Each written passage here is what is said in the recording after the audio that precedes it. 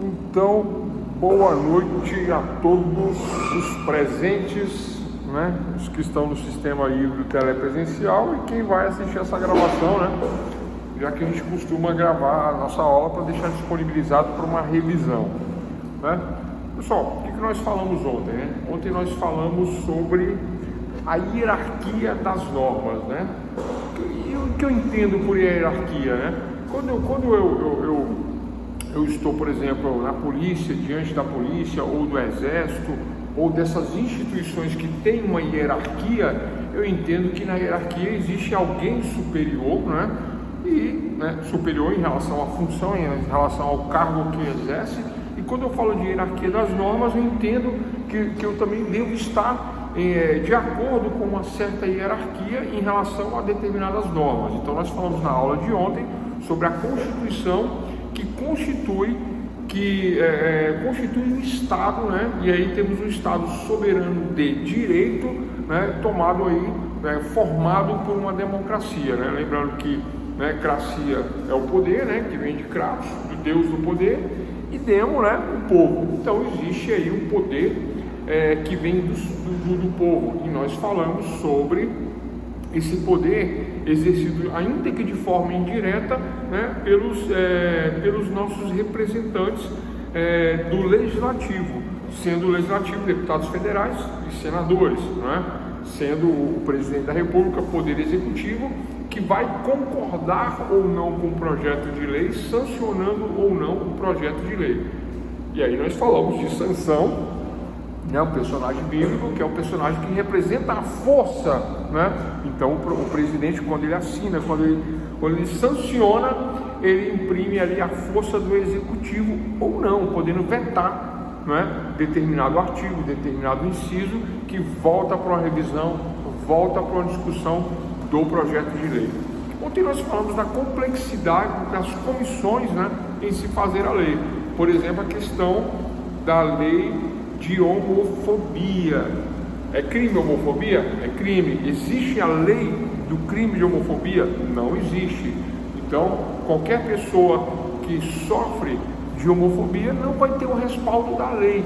Não existe isso positivado no nosso ordenamento jurídico.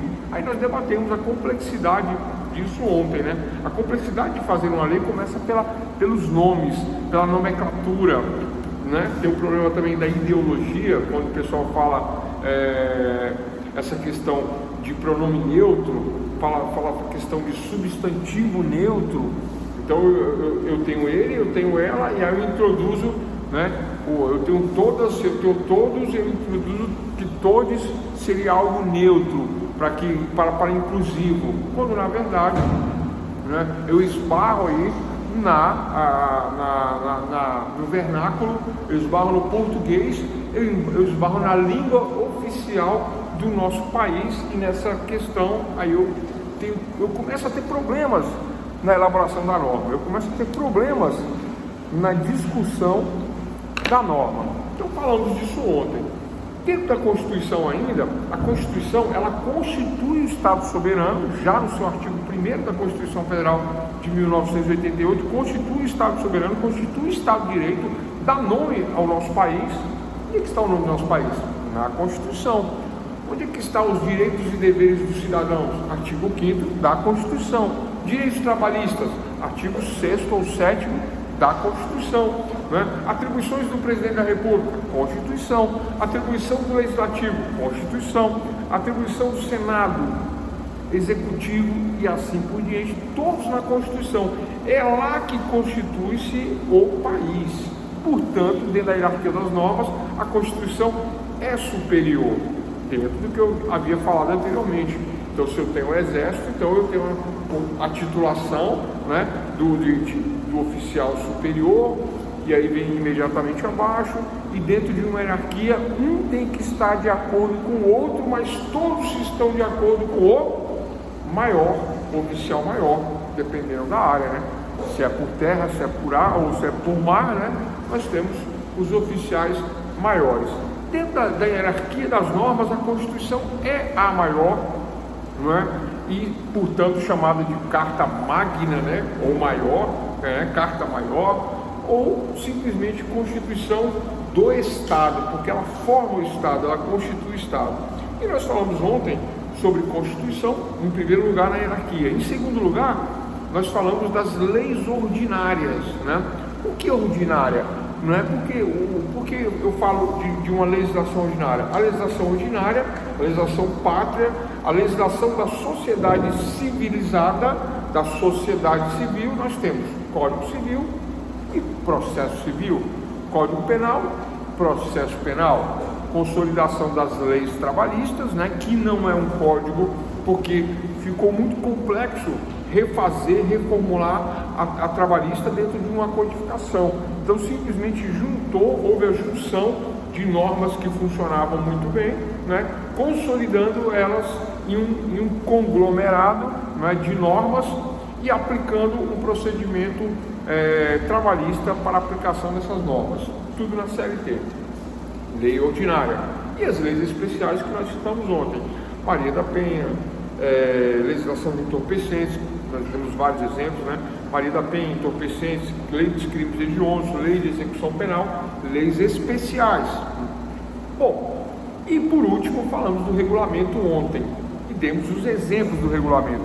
Quando eu tenho, por exemplo, um entorpecente novo surgindo dentro da sociedade, um entorpecente sintético, né?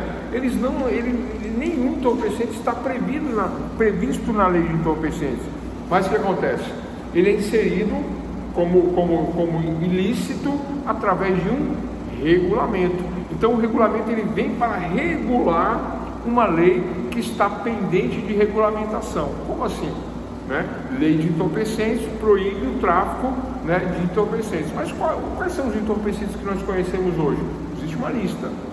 Aquilo que é novo, como essas drogas sintéticas novas aí, K2, K4, K6, Spice, K9, estes entorpecentes, né, não constavam na lista do SISNAD, que é o Sistema Nacional Antidroga, não constava, mas agora acho que já consta. Né? E o que acontece? Eles são incluídos via regulamento nessa hierarquia de normas.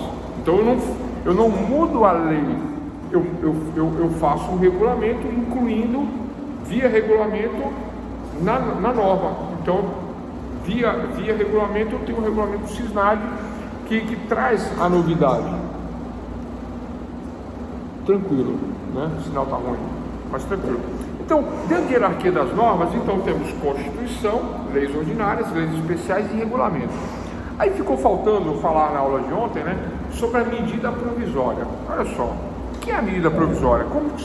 Como que isso funciona na prática?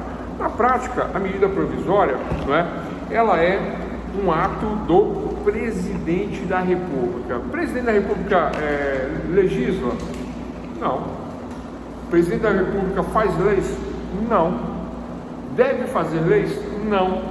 Mas existem exceções a esta regra? Sim, medida provisória e decretos. Quando o presidente da República decreta, né, ele está fazendo uma lei chamada decreto. Por isso que eu não chamo lei, eu chamo decreto, porque ele decreta. E quando ele decreta, é um sistema autocrático, semelhante aos sistemas autoritários. Da onde surgem os decretos? Do autoritarismo, da ditadura que já houve no nosso país, do regime autocrático, autoritário, né, que nós tivemos no passado. Lá quando se fechou o legislativo, quando se fechou o Senado, o que aconteceu? Tinha que se fazer algumas leis para licitação, para compra de equipamentos, o país ele não pode se movimentar, eu não posso tomar determinadas decisões, aliás, eu não posso tomar nenhuma decisão num estado ainda que autoritário que não decorra de lei, não é vamos comprar equipamentos para tal hospital, aí compra, se tiver previsão legal compra, se não tiver previsão legal não compra. Não havendo previsão legal e não havendo congresso, como que eu faço? Decreto. Eu, presidente da República, decreto, faço saber, tal, decreto. Daí surgem os decretos dessa época do autoritarismo. Houve decretos agora, no governo passado, aí vocês vão achar que eu estou criticando o governo, e não é verdade, né? Eu não trabalho com ideologia, eu sou contra ideologia, porque ideologia é um conteúdo de falso viés. mas houveram vários decretos do presidente anterior fazendo modificações aonde? Lei de armas. Não foi? Via decreto? Via decreto. Por isso que tem esse problema no decreto, porque o legislador deveria ter feito um estatuto do desarmamento ou do armamento, ou até modificado toda a lei, né? Como era uma promessa de campanha do presidente, ao invés de submeter isso ao parlamento, que é o correto, que é o ideal, o que aconteceu? Decreto, né? E via decreto presidencial alterou-se a compra de munições, alterou-se, diminuiu os impostos, mas alterou para muito, né? Eu tinha direito a uma cartela de munição, agora eu passo a ter, né, direito a 50 cartelas de munição, não sei, estou dando um exemplo aqui como que aconteceu lá. Então houveram vários decretos modificando o estatuto do desarmamento, né? Concedendo, por exemplo, permissão para caçadores, atiradores, colecionadores, flexibilizando a norma existente via decreto. Esse é o decreto, é uma distorção dos poderes. Infelizmente, né? É isso.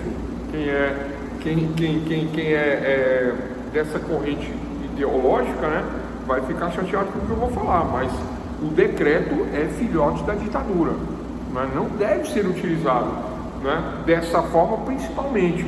Mas por que foi utilizado? Porque sabia que dentro do Congresso, não que não ia aprovar, porque também tinha maioria para aprovar, mas era por conta da pressa, da necessidade de uma aprovação. Tanto é que disparou o número de compra de armas e de regularização por conta dos decretos. Mas não é a forma de se legislar. Quem tem competência para legislar? O legislativo e o legislativo, só o legislativo, que no caso deputados federais e senadores. Isso no âmbito federal, no âmbito de leis ordinárias, né? Não no lei. E se fossem municipais, vereadores, né? Aqui em Brasília, do Distrito Federal, deputados distritais, que na verdade tem esse nome bonito, deputado distrital, mas são vereadores. São vereadores se fosse um município, se fosse algo, né? Então, dentro da legislação ordinária, então deputados federais e senadores têm a competência exclusiva para a legislação. A exceção são os decretos, mas, como eu acabei de falar, o decreto é o filhote da ditadura, infelizmente, porque ele parte do presidente da República, né, de forma motivada, obviamente, né, dentro daquilo que nós falamos na aula passada, sobre o que é o preâmbulo da norma, sobre as causas, as justificativas, os motivos, a explicação. Então, o decreto é isso. Vem lá, decreto número tal, e no preâmbulo, vamos lá, recapitulando, técnica, e no preâmbulo eu tenho, né, na epígrafe do decreto, eu vou ter lá, na epígrafe, eu vou ter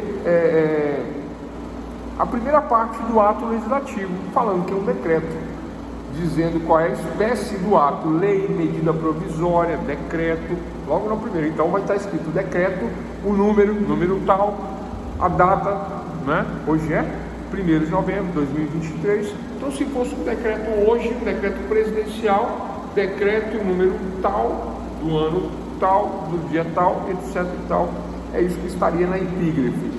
Na rúbrica ou ementa do decreto, como nós falamos na aula de ontem, fazendo uma revisão, rúbrica e ementa, vem um resumo, altera a compra de munições, é o resumo, é a ementa, é a rúbrica que está dentro do preâmbulo. Logo em seguida, o fundamento legal. Qual é o fundamento legal? Lei de armas. Eu posso ter o fundamento de autoria ou eu posso ter o fundamento legal. O fundamento legal, lei de armas, para o preâmbulo. E letra D, causas justificativas, que é a justificação, né, para poder contribuir com o Estatuto de Desarmamento, ajudando, alterando, né, o artigo tal, parágrafo tal, para a compra de munições. Justificativa. E ao final, a ordem de execução. Cumpra-se a partir da data de hoje, né, intime-se, registre, cumpra-se, faço saber eu, presidente da República, fechou. Resumindo na aula de ontem sobre o que é o preâmbulo da norma. Ponto, né? E falando de decreto, que que é um ato presidencial exclusivo do presidente da República, os decretos, né? Sendo que é uma forma, na minha opinião, não para exceções dentro de questões dessa natureza, para fazer alteração via presidente da República, que é executivo, não é para fazer normas, não é para fazer isso. Bom, qual é o problema disso? O problema de um decreto é que ele normalmente tem um prazo curto também, e esses decretos, eles acabam sendo, um faz o decreto, o outro bem altera, mudou o governo, está caindo todos os decretos anteriores, porque da mesma forma que foram decretados diversos atos do governo anterior, agora o governo novo vem via decreto, revoga o decreto anterior, mas não pode simplesmente revogar, tem que haver uma substituição. Então vem um novo texto substituindo o texto anterior.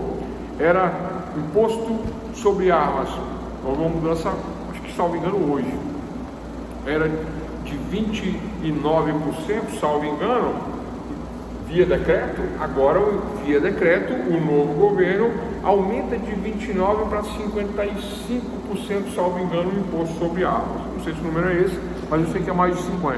Vamos fechar em 50%. Então, sai de 29% e aumenta, via decreto. É possível? É possível. É legal? É legal. É normal? Não deveria ser, porque trata-se de usurpação do poder legislativo. Quem tem que intervir nisso? O legislativo. Se mobilizar e falar, não aceitamos esse decreto. Aí o decreto cai, todos os decretos caem, porque todo o poder deve emanar do povo, todo o poder deve vir do povo através do legislativo. O executivo ele está aí para executar, administrar, para organizar, para gerenciar, para gerir o país, não para fazer normas. O executivo tem outras funções que não é fazer normas. E quando que o executivo faz normas? Através de decretos, mas para gerir o Estado, não para esse tipo de intervenção, porque interfere na vontade do povo. Então a gente tem esse problema com o decreto, né? Aí eu volto a dizer, para fechar a questão do decreto, o decreto veio da ditadura, quando se fechou o Congresso criou-se a figura do decreto legislativo, que é uma usurpação, uma aberração do poder nesses termos. Bom, temos também uma outra figura dentro da hierarquia das normas. Falamos de Constituição, leis ordinárias, leis especiais, regulamentos, falamos agora de decreto. Agora vem a medida provisória. O que é a medida provisória? Dentro da gestão do governo, o governo muitas vezes precisa tomar uma atitude urgentíssima, e não pode aguardar o PL, que é o projeto de lei, seja ele qual for. O governo não consegue aguardar o projeto de lei, por conta de que ele deve gerir o país, deve fazer a gestão do país, mas depende de uma norma, que depende do Congresso, já que a atribuição é do Congresso, certo? Certo. Só que, se o Congresso não aprovar, vai prejudicar a gestão do governo atual, ou do governo que estiver gerindo determinada pasta ou determinada questão. Mas a medida, ela é urgente, relevante, importantíssima. Por exemplo, vamos dar um exemplo? Auxílio emergencial. O antigo Bolsa Família virou auxílio emergencial, agora volta a ser Bolsa Família novamente, por conta de medida provisória. Ao invés do legislativo entrar com o projeto, fazer pautas e comissões para trabalhar toda a matéria, discutir a matéria, como nós falamos na aula passada, né? Como nós estávamos falando na aula passada da questão da homoafetividade, né? Eu sou contra esse termo homoafetividade, e já expliquei por quê, né? Eu amo meu pai, eu amo meu filho, eu amo meus alunos, eu sou o quê? Homoafetivo, tá certo? Né? É isso. Mas, então por isso eu sou contra esse termo, porque na verdade não existe essa questão, né? Trata-se obviamente da homossexualidade, né? Eu amo o meu aluno, mas não me relaciono sexualmente com o meu aluno, eu me relaciono uma forma, né, de amor, de carinho, nessa troca de conhecimentos, né, com o pai, com o irmão, com filho, com um amigo, né? Então eu sou homoafetivo, mas eu não sou homossexual, porque a questão tem a ver com a sexualidade. Então aí já começa a esbarrar o problema de se criar a norma, né?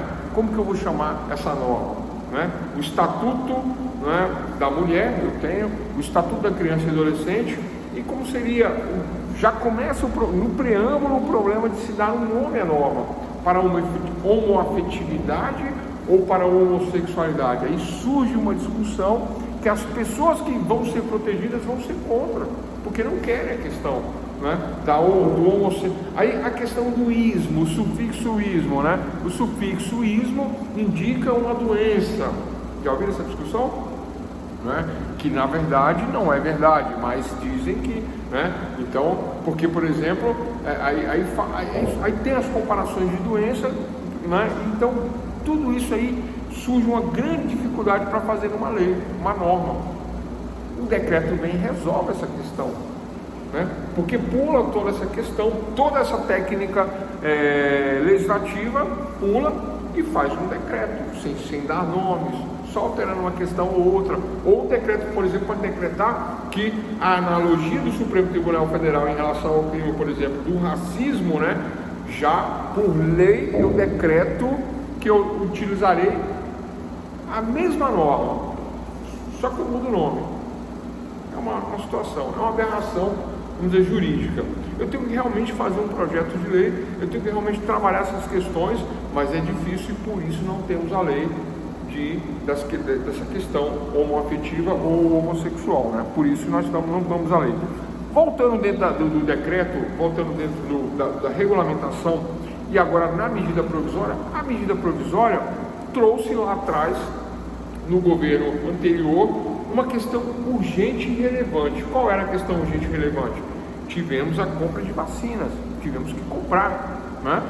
De forma urgente e relevante, sob pena de que a população viesse a convalescer, ter problemas e etc e tal. Todo mundo entrou, né, todo o planeta, todos os países do mundo entraram nessa sintonia, nessa mesma, vamos dizer assim, nessa mesma questão para a compra. Então, ao invés de aprovarmos um projeto de lei, fazer debates e discutir, né, um determinado segmento da sociedade, um grande segmento da sociedade começou a cobrar o governo. Vai comprar, não vai comprar, vai comprar, não vai comprar. E o governo, mediante uma questão de urgência e relevância, fez o quê? Nem Constituição, nem lei ordinária, nem lei especial, nem regulamento, nem decreto.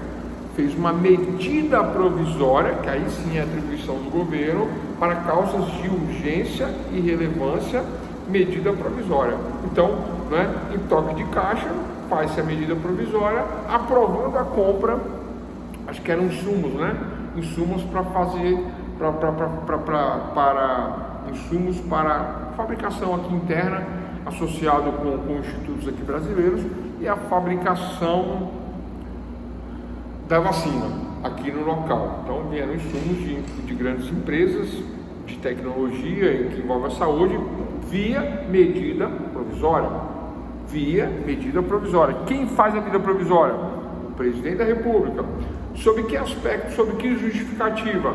Urgência e relevância, né? E no preâmbulo, assunto da aula de ontem, no preâmbulo, na justificativa, eu justifico o motivo da medida provisória, eu explico lá no preâmbulo por que eu tenho que fazer isso, como que eu tenho que fazer, né?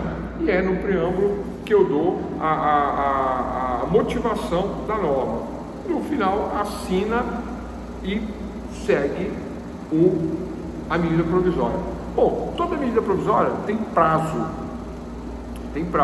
Toda medida provisória tem um prazo, né? E o prazo da medida provisória, ele expirando, a medida provisória automaticamente deixa de existir, não é? E nós tivemos vários casos que tiveram que ser votados com urgência no plenário do Legislativo e Senado, para que a norma, a medida provisória, sendo votada, ela passe a valer como norma e não como medida provisória, ou para que ela seja estendida, sob pena de todos os efeitos da medida provisória serem revogados. Aconteceu isso com a vacina? Aconteceu. aconteceu isso com auxílio emergencial. O Bolsa Família, salvo engano, ele variava de R$80 ele variava de R$80 a quanto? 140 reais, 150, variava. 200 e pouco, né? Porque era a junção de vários benefícios, né? Então o Bolsa Família, de 80 a 200 e algo, era o Bolsa Família dos governos anteriores. Mas, por conta da crise mundial, houve uma medida provisória de urgência e relevância aprovada no governo anterior, que tirou desses 80 a 200 e algo e foi para R$600, né? E esses R$600 ajudou as famílias a passarem a crise de certa forma. Muitas famílias que foram beneficiadas por conta de uma medida provisória, que só é feita mediante urgência e relevância e por um prazo determinado. Qual é o prazo? 1 mês, 2 meses, 3 meses? O prazo da crise lá é colocado. Venceu o prazo, acabou, né? Se não for renovado, aí todos os efeitos cessam e aí para de se pagar o auxílio. Teve essa questão, teve esse problema, teve essa discussão e teve a renovação da medida provisória para continuar atendendo aí, vamos dizer assim, as pessoas menos favoráveis, né, que eram atendidas por esse programa de governo, né? Então é isso, pessoal. Medida provisória, mediante relevância e urgência, feito pelo presidente da República, com motivação e atendendo aquelas questões lá do preâmbulo, né? Fechamos aí medida provisória. Olha só, ontem falando do preâmbulo, de processo legislativo, né? Então, dentro da epígrafe eu tenho, né, o nome da lei, vai ser lei, vai ser decreto, vai ser medida provisória, vai ser um regulamento, né? Temos essa questão na epígrafe. Na rúbrica, o resumo, né? Resumo, rúbrica ou ementa. Na autoria, né? Autoria e fundamento. Aí nós explicamos na aula de ontem. Se, por exemplo, se tem a ver com lei de armas, né? Eu posso botar como fundamentação legal lei de armas. Se é uma questão de família, eu posso fundamentar, né, em leis de família, leis de divórcio, no Código Civil ou na Constituição, tudo vai depender do caso, né? Agora, a justificativa é sempre a motivação e é muito importante, eu não posso esquecer a justificativa. Justificativa, por exemplo, para a questão do auxílio emergencial é por conta da Covid, né? Por conta da crise mundial, então se justificava no preâmbulo essa questão, né, para fazermos a lei, a justificativa e fechando com o quê? Com a assinatura do presidente da República, a sanção. Isso vale para a Constituição, isso vale para leis ordinárias, isso vale para leis especiais, para regulamentos, decretos e medidas provisórias, fechando aí hierarquia da norma desta maneira, dessa forma. Tranquilo? Tranquilo, né? Temos aí, né, uma sequência de todos os atos legislativos e nós falamos bastante sobre isso ontem. Olha só, faltou nós falarmos na aula de ontem sobre o artigo. O que é um artigo dentro da norma, dentro da técnica legislativa, dentro do processo legislativo?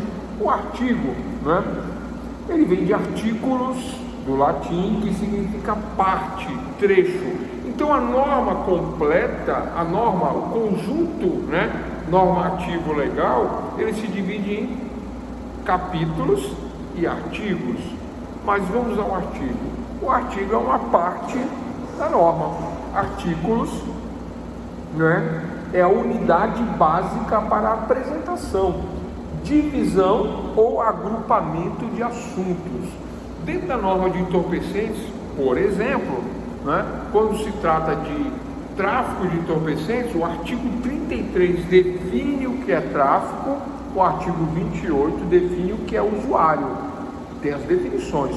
O artigo 28, 29, 30, 31, 32 vem nessa mesma linha. Já o artigo 33 vem falando que é tráfico, 31, 32, 33, 34, aí vem tráfico, associação, fabricação, também nessa mesma linha. Então, o artigo o que é? Por definição, são partes da norma, são partes da norma. O vocábulo artigo significa artículos, que do latim significa parte, trecho ou juntura ou junção. Então eu tenho diversos artigos que compõem uma norma, um ato legislativo. Esse artigo, ele vem muitas vezes de forma generalizada, expondo um tema, por exemplo, como o tráfico de entorpecentes. Ele vem de forma generalizada, por exemplo, dizendo o que é tráfico, né? Ter, guardar, vender, fornecer, ainda que gratuitamente, é tráfico de entorpecentes, de acordo com o artigo 33.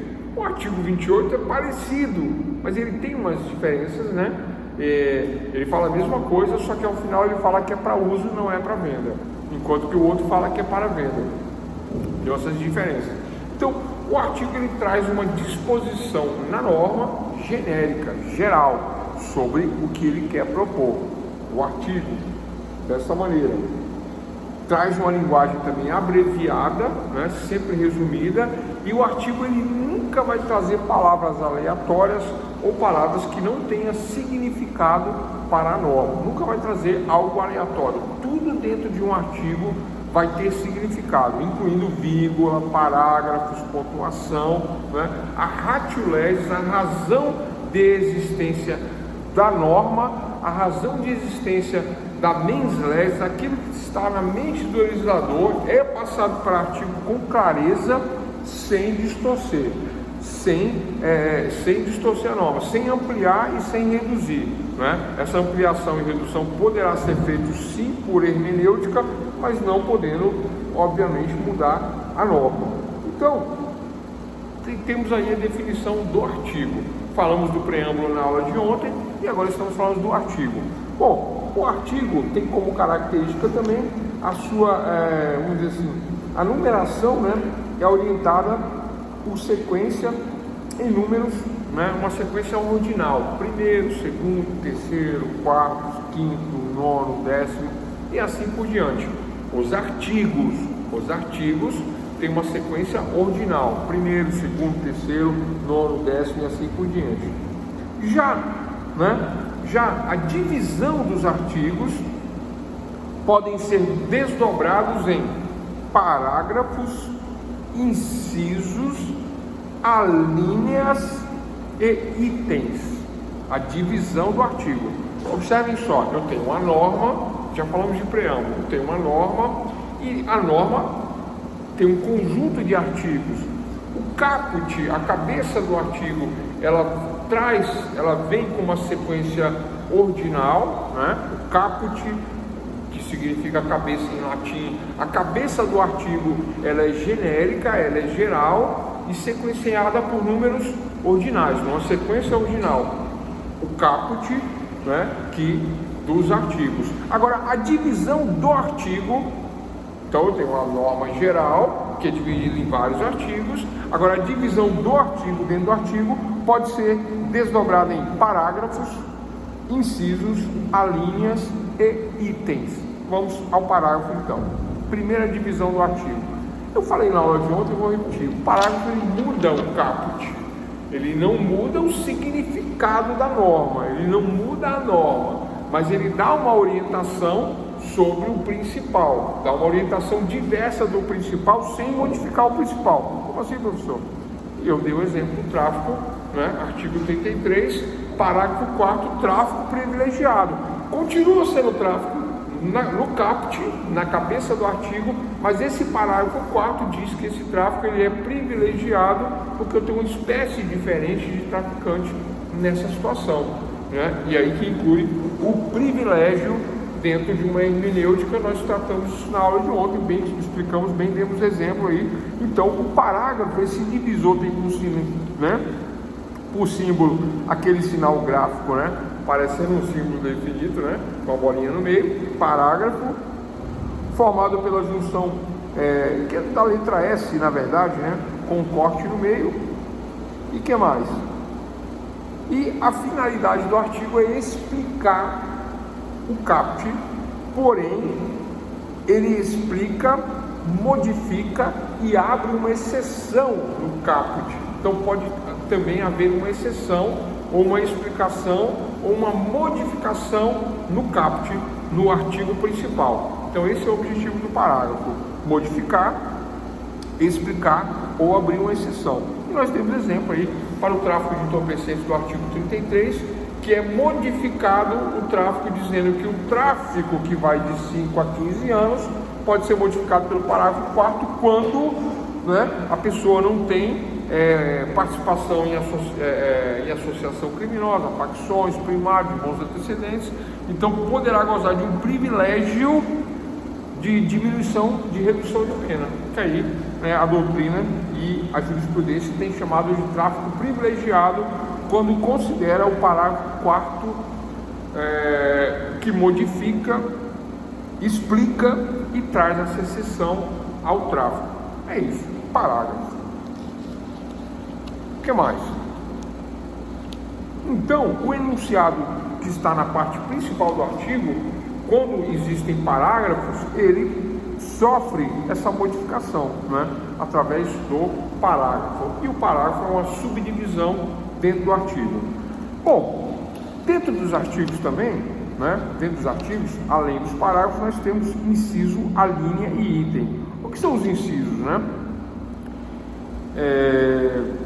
Essa questão do inciso, ele vem para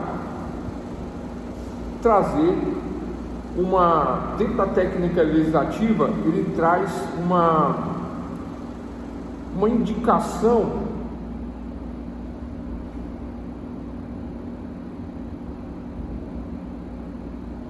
enumerando, ele traz a enumeração de situações possíveis, né, dentro do caput. Então o caput é tráfico de vamos dar um exemplo.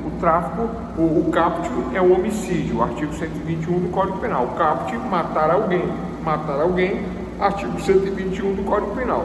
Bom, agora existem várias formas de matar enforcado, matar mediante requinte de crueldade, matar com arma de fogo, matar com faca, matar mediante emboscada. Então estas variações, né, de se praticar o homicídio, matar alguém, do caput do artigo 121, essa variação, primeiro, eu tenho um artigo primeiro, parágrafo primeiro, que modifica o caput, dizendo a forma simples de matar. No parágrafo segundo, eu tenho a forma complexa de matar, né, de forma complexa. Então o parágrafo segundo diz que o que matar de forma qualificada, né, acrescentando uma qualificadora no matar, que está no caput, matar alguém, artigo 121. Parágrafo segundo, que modifica o caput. Como que eu mato? Mato com arma de fogo, mato mediante quadrilha, mato mediante emboscada. Então, este parágrafo segundo que está modificando o caput, ele tem também incisos, que aí é uma subdivisão dentro do parágrafo, qualificando o que está previsto no caput, o que está previsto no artigo principal. Então, bem, matar com arma de fogo, matar mediante, né, e etc e tal. Então, é uma forma de enumerar, de indicar diversas formas de matar. O inciso serve para isso, né? Por exemplo, dentro da teoria geral também do direito penal, né, eu posso dizer que eu tenho um crime consumado e eu posso dizer que eu tenho um crime tentado. Tentativa de roubo, artigo 157 do Código Penal, roubar, né? Roubar com mediante violência ou grave ameaça, artigo 157 do Código Penal.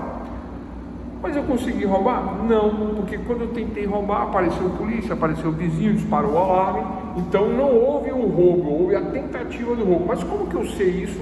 E como que a lei me indica que houve a tentativa de roubo? Então eu vou lá no artigo 14 do Código Penal, caput, artigo 14 do Código Penal. Então dentro do conjunto, a divisão é o artigo 14 do Código Penal. Esse artigo 14, caput, diz que praticar o delito com dolo, né? Com dolo não. Praticar o delito de forma tentada ou consumada. Não lembro qual é o caput, mas é mais ou menos isso, né? A prática do delito, de forma tentada ou consumada. Aí vem o artigo 14, que eu estou sem o Código Penal aqui, mas ele diz, né, como que eu vou praticar. Aí vem inciso 1 e inciso 2. Consumado, inciso 1. tentado, inciso 2. Pronto, só isso. As formas de se praticar o delito. Forma consumada, inciso 1. Forma tentada, inciso 2. Voltando para o homicídio. No homicídio é a mesma coisa. A qualificadora do parágrafo 2º, que diz que o homicídio ele é qualificado, né? Homicídio, matar alguém, artigo 121, matar alguém. Mas, né, de forma simples, parágrafo 1º, de forma qualificada, parágrafo 2º. E as indicações 1, 2, 3, 4, 5, 6, 7, né, são 7 qualificadoras, 7 formas de matar. Se eu matei com arma e mediante emboscada e ocultei o cadáver, então eu tenho parágrafo, eu tenho o artigo 121, parágrafo 2º que diz que o homicídio é qualificado, portanto aumenta a pena, né? Ao invés de começar em 6, começa em 12. E se eu tenho as qualificadoras, né? 3 qualificadoras: emprego de arma de fogo, emboscada, ocultação de cadáver, tenho 3 qualificadoras. Homicídio triplamente qualificado pelo caput, pelo parágrafo 2º e por 3 incisos que me indicam essas qualificadoras, e para isso que servem os incisos, né? Bom, fora isso, o que mais? A linha. Às vezes, o inciso tem uma divisão dentro do inciso, e eu divido esse inciso por a linha A, a linha B, a linha C, a linha D. Então é uma subdivisão do inciso, são chamados de alíneas, porque às vezes eu preciso explicar, né, algo dentro do próprio inciso. E os itens é a subdivisão das alíneas. Item 1, item 2, item 3, item 4. Não estou achando nenhum exemplo aqui agora, mas essas são as divisões, não é? O principal é nós compreendermos o artigo, o parágrafo e os incisos. Dentro dos incisos poderá haver subdivisões em alíneas e itens, né?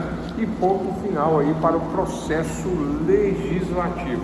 Pessoal, falamos então de hierarquia da norma, né? Constituição, leis ordinárias, leis especiais, regulamentos, decretos, medida provisória, decreto e medida provisória na aula de hoje, né? Dei exemplo do regulamento. Por que existem os regulamentos? Nós temos que entender que o regulamento, né, ele vem para regulamentar qualquer norma, regulamenta a medida provisória, regulamenta a Constituição. Se a nossa Constituição é considerada programática ou pragmática, né, que depende de alguns artigos de regulamentação, eu então faço via regulamentação.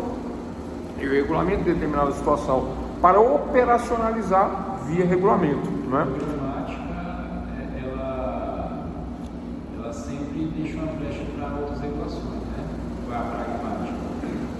A gramática, ela é modificada por lei. Houve um acordo aí entre Brasil e Portugal, não lembro quando foi não, mas não é muito antigo não, trazendo uma modificação, uma grande modificação na norma, na nossa norma, para ficar mais parecido com a norma portuguesa. Inclusive, a última mudança que teve na nossa língua portuguesa, alterando questões de trema, de, né, acentuação, tonalidade de palavras, tiveram várias mudanças, né, para ficar mais próximo do português original, entre aspas, né, os colonizadores, um acordo entre Brasil e Portugal. Foi feito via lei, né, via legislação comum dentro do próprio Congresso, para viabilizar um acordo entre o Brasil e Portugal, que são nações amigas, né? Eu acho que o nome é esse, né? É mais que isso, né? O Brasil e Portugal é mais que uma amizade, né? Quase que uma irmandade por conta de tudo que aconteceu, né? Existe isso aí.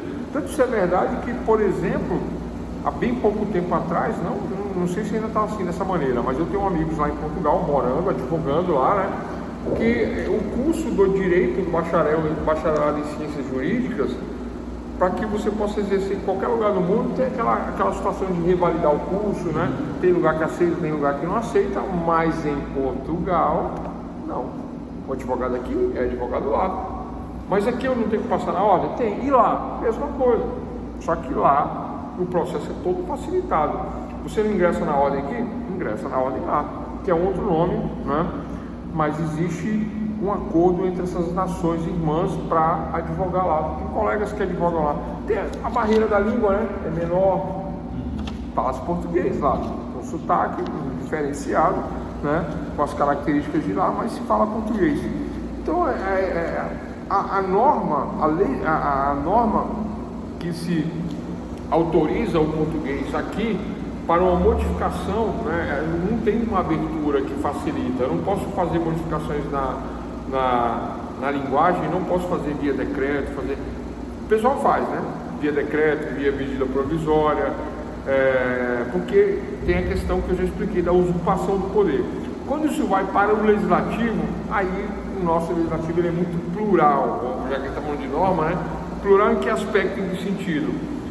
Do aspecto da bancada evangélica, da bancada da bala, da bancada, né, do contra, da bancada da oposição, a bancada que aceita a linguagem neutra e a maioria que não aceita a linguagem neutra e a própria linguagem, né, o vernáculo português, que não admite certas situações aí na linguagem, né, certas qualificações que não faz sentido, né? Não faz sentido, mas eu não vou entrar nisso aqui não, porque não hablo português, mas olha só, mas assim, não é uma língua aberta a modificações, a modificação tem que ser feita por norma, por lei.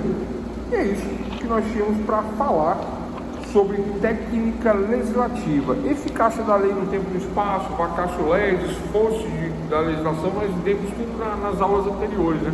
Falamos de fontes, falamos de lei, doutrina, jurisprudência, usos e costumes, falamos de vacatio legis, falamos de vigência da norma, falamos de revogação, derrogação, abrogação, falamos de causas de desuso, princípios, né, e teorias relacionadas a essas questões. Fechamos o nosso plano de aula, né? Fechamos bem, inclusive. Falamos bastante também de hermenêutica, interpretação, isso nos primeiros módulos, né? Falamos, inclusive, né, antigamente eu fechava introduções do direito com a teoria tridimensional do direito, né, que era aquela teoria do Miguel Reale, onde ele fala que dentro da sociedade eu tenho um fato jurídico relevante e tem um fato jurídico, ou aliás não, e tem um fato não relevante. Eu dei esse exemplo, né? Mataram uma formiga, um fato irrelevante. Mataram uma pessoa, fato relevante, portanto fato jurídico. Se há um fato jurídico e ele é relevante, ele interessa para a sociedade, então eu tenho que trazer isso, né, para a discussão e positivar esta discussão através de quê? Da norma. E aí falamos também sobre essa positivação, sobre a teoria tridimensional, onde há uma força, né, cogente. Falamos de teorias subjetivas de Max Weber e teorias objetivas de Hans Kelsen, positivismo, né? E aí fechamos, pessoal, processo legislativo e hierarquia da norma, né? Fechamos até bem a matéria. Alongar mais é chover molhado, né? Como diz a polícia, né? Enxugar gelo. Tranquilo? E é isso. Para quem veio, né? E para quem vai assistir essa gravação, finalizamos aí. Então, ó, hoje na aula de hoje, medida provisória, decreto, artigo, parágrafo, inciso, né? A linha a linha e os itens, subdivisões dentro do conjunto aí da norma, da legislação e a técnica legislativa. Tranquilo, né, pessoal? Fechou, né? Ponto final.